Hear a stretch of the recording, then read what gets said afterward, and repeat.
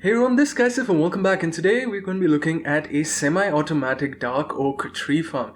So as you can see, this is a really tiny design, and it's just got a couple of tubes up top, a little bit of redstone down below, and yeah, all we've got to do is just plant the trees and collect the drops ourselves. That's the only thing I didn't automate.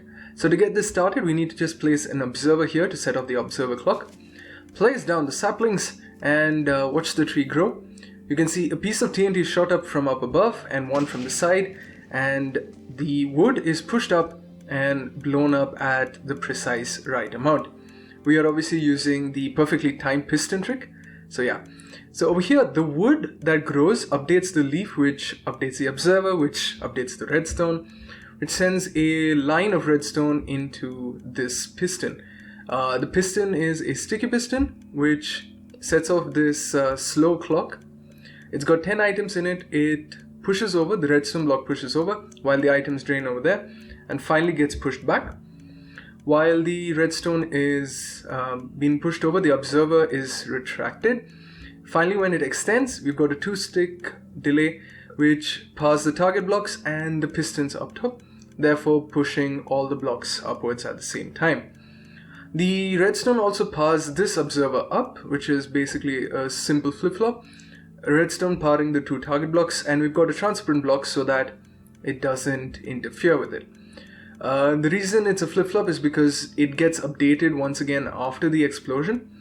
Now we've got 2 target blocks here, both of them which are powering dispensers filled with TNT. One of them goes into normal water stream and the other one goes into a bubble waiter. And so the water stream starts off from this distance so that the stream ends just before the obsidian block. The obsidian block is there so that things don't blow up, and the TNT has to end up on the obsidian block so that it can actually cause some damage. Otherwise, it wouldn't blow up anything at all.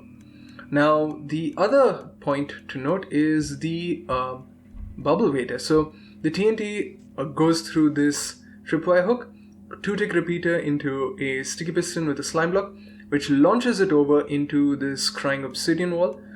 You just need something immovable there, and therefore it blows up. So let's actually have a look at this thing in action. Alright, so we've got the first portion activating. We've got the piston pusher down below. As you can see, it activates at precisely the right point. We do have to collect this manually. Let's set this off again, and you can see the TNT landing on the obsidian and blowing up. Obviously, it wouldn't cause any damage if it was still inside the water. And finally, we've got the piece of TNT that is being shoved up from the top, going down and destroying all the leaves. Now, the TNT on top is for getting the saplings, while the TNT down below is for the wood. Now, just to show that this can work in survival, we just need to place this down here and basically crouch just below the obsidian.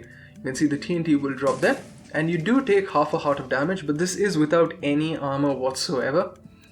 And it works perfectly even in survival, which is an added bonus.